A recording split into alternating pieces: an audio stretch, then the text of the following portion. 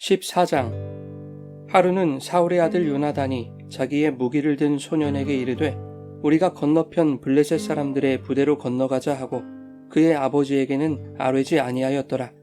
사울이 기브아 변두리 미그론에 있는 석류나무 아래에 머물렀고 함께한 백성은 600명가량이며 아히야는 에봇을 입고 거기 있었으니 그는 이가봇의 형제 아히두베 아들이요 비느하스의 손자요 실로에서 여호와의 제사장이 되었던 엘리의 증손이었더라. 백성은 요나단이 간 줄을 알지 못하니라. 요나단이 블레셋 사람들에게로 건너가려 하는 어귀 사이 이쪽에는 험한 바위가 있고 저쪽에도 험한 바위가 있는데 하나의 이름은 보세스요 하나의 이름은 세네라. 한 바위는 북쪽에서 믹마스 앞에 일어섰고 하나는 남쪽에서 게바 앞에 일어섰더라. 요나단이 자기의 무기를 든 소년에게 이르되 우리가 이 할례 받지 않은 자들에게로 건너가자. 여호와께서 우리를 위하여 일하실까 하노라.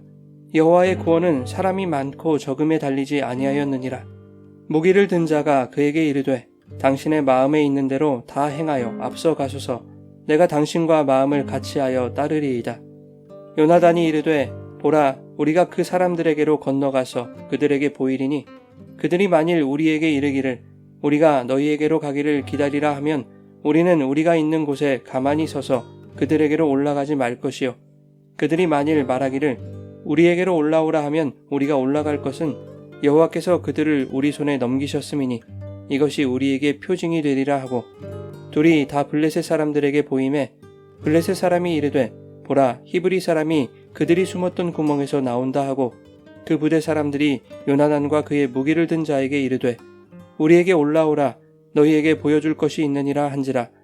요나단이 자기의 무기를 든 자에게 이르되 나를 따라 올라오라 여호와께서 그들을 이스라엘의 손에 넘기셨느니라 하고 요나단이 손발로 기어 올라갔고 그 무기를 든 자도 따랐더라. 블레셋 사람들이 요나단 앞에서 엎드러짐에 무기를 든 자가 따라가며 죽였으니 요나단과 그 무기를 든 자가 반나절 가리 땅 안에서 처음으로 쳐 죽인 자가 20명가량이라. 들에 있는 진영과 모든 백성들이 공포에 떨었고 부대와 노략군들도 떨었으며 땅도 진동하였으니 이는 큰 떨림이었더라. 베냐민 기브아에 있는 사울의 파수꾼이 바라본즉 허다한 블레셋 사람들이 무너져 이리저리 흩어지더라. 사울이 자기와 함께한 백성에게 이르되 우리에게서 누가 나갔는지 점호하여 보라 하여 점호한즉 요나단과 그의 무기를 든 자가 없어졌더라. 사울이 아히야에게 이르되 하나님의 궤를 이리로 가져오라 하니 그때에 하나님의 궤가 이스라엘 자손과 함께 있음이니라.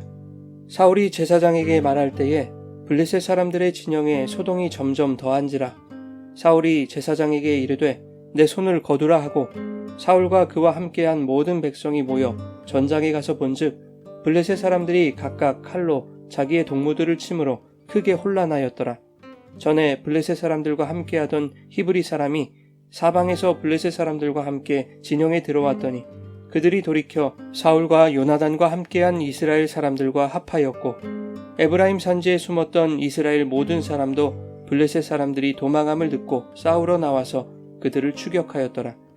여호와께서 그날에 이스라엘을 구원하심으로 전쟁이 벳아웬을 지나니라.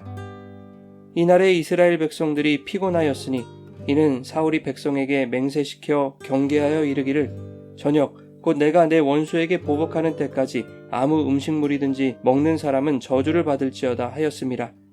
그러므로 모든 백성이 음식물을 맛보지 못하고 그들이 다 수풀에 들어간즉 땅에 꿀이 있더라. 백성이 수풀로 들어갈 때에 꿀이 흐르는 것을 보고도 그들이 맹세를 두려워하여 손을 그 입에 대는 자가 없었으나 요나단은 그의 아버지가 백성에게 맹세하여 명령할 때에 듣지 못하였으므로 손에 가진 지팡이 끝을 내밀어 벌집에 꿀을 찍고 그의 손을 돌려 입에 대매 눈이 밝아졌더라. 그때에 백성 중 한 사람이 말하여 이르되 당신의 부친이 백성에게 맹세하여 엄히 말씀하시기를 오늘 음식물을 먹는 사람은 저주를 받을지어다 하셨나이다. 그러므로 백성이 피곤하였나이다 하니 요나단이 이르되 내 아버지께서 이 땅을 곤란하게 하셨도다. 보라 내가 이 꿀 조금을 맛보고도 내 눈이 이렇게 밝아졌거든. 하물며 백성이 오늘 그 대적에게서 탈취하여 얻은 것을 임의로 먹었더라면 블레셋 사람을 살육함이 더욱 많지 아니하였겠느냐. 그날에 백성이 믹마스에서부터 아얄론에 이르기까지 블레셋 사람들을 쳤으므로 그들이 심히 피곤한지라. 백성이 이에 탈취한 물건에 달려가서 양과 소와 송아지들을 끌어다가 그것을 땅에서 잡아 핏째 먹었더니 무리가 사울에게 전하여 이르되 보소서 백성이 고기를 핏째 먹어 여호와께 범죄하였나이다. 사울이 이르되 너희가 믿음 없이 행하였도다. 이제 큰 돌을 내게로 굴려오라 하고 또 사울이 이르되 너희는 백성 중에 흩어져 다니며 그들에게 이르기를 사람은 각기 소와 양을 이리로 끌어다가 여기서 잡아 먹되 핏째로 먹어 여호와께 범죄하지 말라 하라 하매 그 밤에 모든 백성이 각각 자기의 소를 끌어다가 거기서 잡으니라. 사울이 여호와를 위하여 제단을 쌓았으니 이는 그가 여호와를 위하여 처음 쌓은 제단이었더라. 사울이 이르되 우리가 밤에 블레셋 사람들을 추격하여 동틀 때까지 그들 중에서 탈취하고 한 사람도 남기지 말자. 무리가 이르되 왕의 생각에 좋은 대로 하소서 할 때에 제사장이 이르되 이리로 와서 하나님께로 나아가사이다 하매 사울이 하나님께 묻자오되 내가 블레셋 사람들을 추격하리이까 주께서 그들을 이스라엘의 손에 넘기시겠나이까 하되 그날에 대답하지 아니하시는지라. 사울이 이르되 너희 군대의 지휘관들아 다 이리로 오라. 오늘 이 죄가 누구에게 있나 알아보자. 이스라엘을 구원하신 여호와께서 살아계심을 두고 맹세하노니 내 아들 요나단에게 있다 할지라도 반드시 죽이리라 하되 모든 백성 중 한 사람도 대답하지 아니하매 이에 그가 온 이스라엘에게 이르되 너희는 저쪽에 있으라. 나와 내 아들 요나단은 이쪽에 있으리라. 백성이 사울에게 말하되 왕의 생각에 좋은 대로 하소서 하니라. 이에 사울이 이스라엘의 하나님 여호와께 아뢰되 원하건대 실상을 보이소서 하였더니 요나단과 사울이 뽑히고 백성은 면한지라. 사울이 이르되 나와 내 아들 요나단 사이에 뽑으라 하였더니 요나단이 뽑히니라. 사울이 요나단에게 이르되 내가 행한 것을 내게 말하라. 요나단이 말하여 이르되 내가 다만 내 손에 가진 지팡이 끝으로 꿀을 조금 맛보았을 뿐이오나 내가 죽을 수밖에 없나이다. 사울이 이르되 요나단아 내가 반드시 죽으리라. 그렇지 않으면 하나님이 내게 벌을 내리시고 또 내리시기를 원하노라 하니 백성이 사울에게 말하되 이스라엘의 이 큰 구원을 이룬 요나단이 죽겠나이까. 결단코 그렇지 아니하니이다. 여호와의 살아계심을 두고 맹세하옵나니 그의 머리털 하나도 땅에 떨어지지 아니할 것은 그가 오늘 하나님과 동역하였음이니이다 하여 백성이 요나단을 구원하여 죽지 않게 하니라. 사울이 블레셋 사람들 추격하기를 그치고 올라가매 블레셋 사람들이 자기 곳으로 돌아가니라. 사울이 이스라엘 왕위에 오른 후에 사방에 있는 모든 대적 곧 모압과 암몬 자손과 에돔과 소바의 왕들과 블레셋 사람들을 쳤는데 향하는 곳마다 이겼고 용감하게 아말렉 사람들을 치고 이스라엘을 그 약탈하는 자들의 손에서 건졌더라. 사울의 아들은 요나단과 이스위와 말기수하여 그의 두 딸의 이름은 이러하니 맏딸의 이름은 메라비요 작은 딸의 이름은 미갈이며 사울의 아내의 이름은 아히노아미니 아히마아스의 딸이요 그의 군사령관의 이름은 아브넬이니 사울의 숙부 넬의 아들이며 사울의 아버지는 기스요 아브넬의 아버지는 넬이니 아비엘의 아들이었더라. 사울이 사는 날 동안에 블레셋 사람과 큰 싸움이 있었으므로 사울이 힘센 사람이나 용감한 사람을 보면 그들을 불러 모았더라.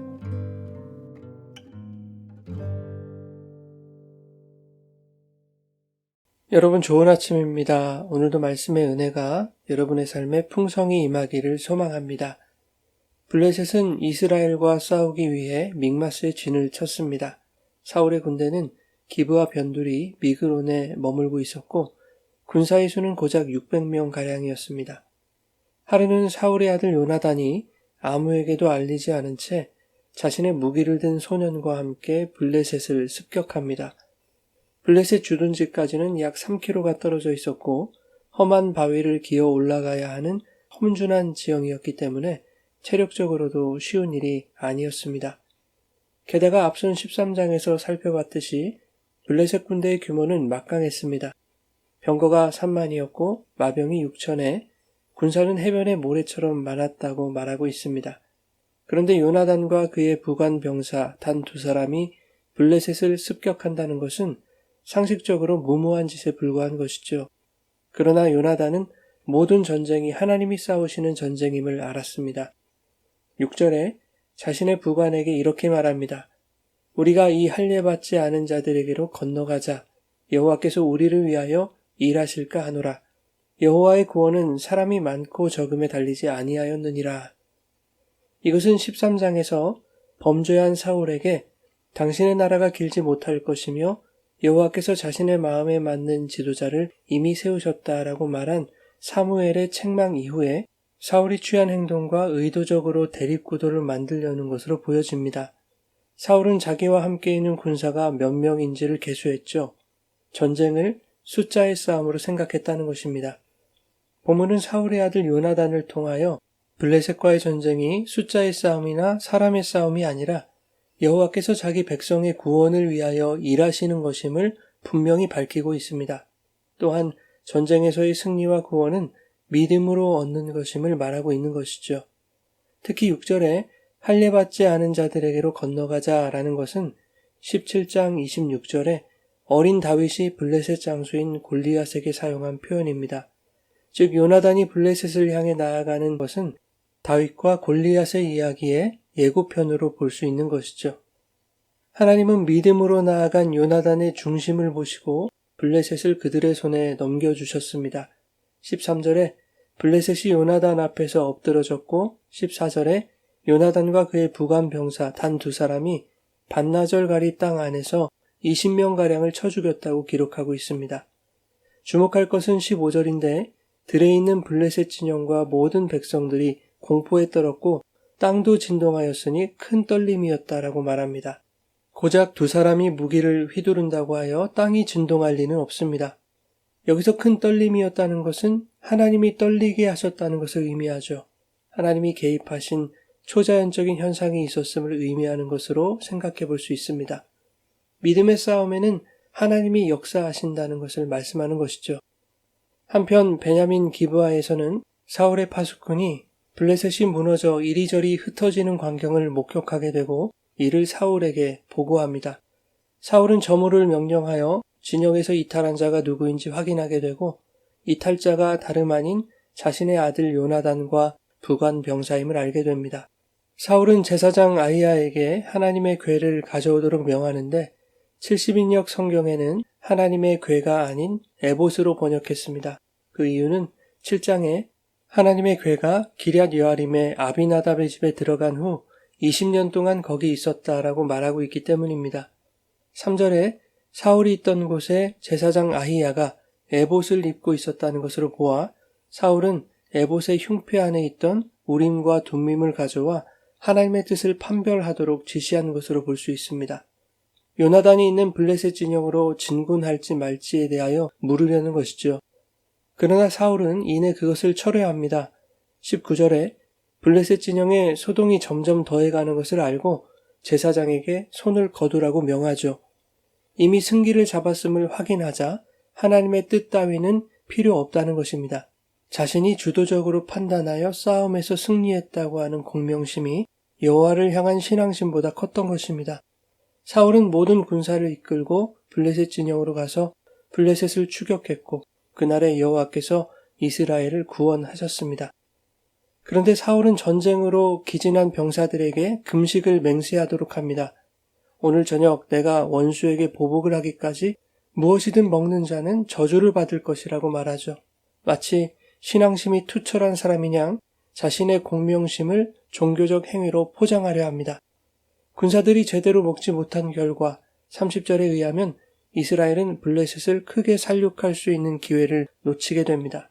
한편 금식 명령을 듣지 못한 사울의 아들 요나단은 적군을 추격하다 꿀을 발견하고는 막대기 끝으로 찍어서 먹고 눈이 밝아지죠.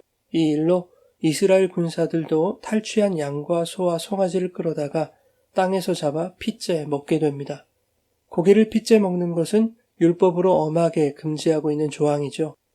33절에 무리가 사울에게 군인들이 고기를 핏째 먹어 여호와께 범죄하였다고 보고하자 사울은 핏째 먹는 것을 믿음 없는 행함이라며 책망합니다.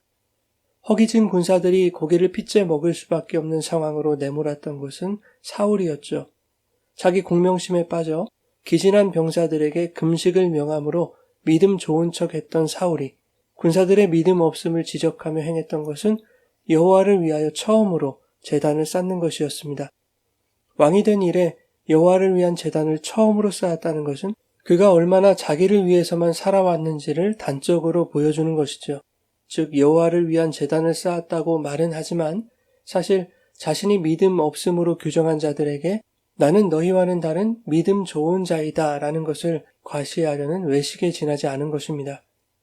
36절에 사울은 오늘 밤부터 동이 틀 때까지 블레셋을 추격하고 탈취하자고 제안합니다. 그러자 제사장이 하나님께로 나아가 여쭈어 보기를 권하죠. 이것이 의미하는 것은 사울은 종교적 형식만 내세울 뿐 여호와를 향한 믿음이 없는 자로 전락했다는 것입니다. 37절에 사울은 블레셋을 추격할지 말지를 마지못해 하나님께 묻습니다. 그러나 하나님은 그날에 대답하지 않으십니다. 그날에 대답하지 않으셨다는 것은 그날이 아닌 다른 날에는 대답해 주실 수 있다는 가능성을 열어두신 표현인 것입니다. 다시 말해서 사울은 하나님이 응답해 주실 때까지 기다려야 했다는 것입니다. 그러나 그날에 하나님이 응답하시지 않자 사울은 하나님이 응답하시지 않는 이유를 누군가가 여호와께 범죄한 것 때문이라고 판단하고 그 사람을 색출하기로 합니다. 하나님이 사울에게 대답하시지 않은 이유를 요나단이 금식 명령을 어기고 꿀을 먹었기 때문이라고 설명하기도 하는데 요나단의 경우 율법이 명시하고 있는 속건제를 드리는 것으로 해결할 수 있었습니다. 문제는 요나단이 아니라 사울이었던 것입니다. 하나님은 사울의 불신앙과 죄악을 드러내시기 위해 사울 자신의 입으로 만일 죄가 아들 요나단에게 있다 할지라도 반드시 죽으리라 라고 말하게 하신 것입니다. 자신은 죄가 없다는 것을 강조하기 위해 아들의 결백이 확인되지 않았음에도 불구하고 아들의 죽음까지도 담보해버리는 사울의 자기 애와 공명심이 얼마나 추악한 것인지를 폭로하시는 것입니다. 결국 요나단이 뽑히게 됩니다. 이러한 국면은 하나님이 요나단을 벌하시려는 의도가 아니라 결국 사울 너의 장담과 자신감이 틀렸다는 것을 말씀하시려는 것이죠. 하나님께 묻지도 않고 하나님의 뜻을 들으려 하지도 않는 그러한 믿음 없는 사울의 가식과 위선과 불신앙이 뽑힌 것입니다. 그러나 사울은 깨닫지 못하고 믿음으로 나가 싸워 여호와의 구원을 얻은 요나단을 죽이려 합니다. 자기 아들이었지만 금식 명령은 하나님 앞에서 맹세하도록 한 것이었기에 아들을 죽이더라도 자신의 종교심에는 흠집이 나서는 안 되었던 것이죠. 결국 자존심과 명예를 위해서 아들도 죽이는 괴물이 되었던 것입니다. 하지만 하나님은 백성을 통해 요나단이 범죄한 것이 아니라 45절에 그는 하나님과 동역하여 이스라엘의 큰 구원을 이루었음을 밝혀주십니다. 52절은 사울이 하나님께로 돌이키지 않을 것임을 암시하며 본문이 끝이 납니다. 사울이 사는 날 동안에 블레셋 사람과 큰 싸움이 있었으므로 사울이 힘센 사람이나 용감한 사람을 보면 그들을 불러 모았더라.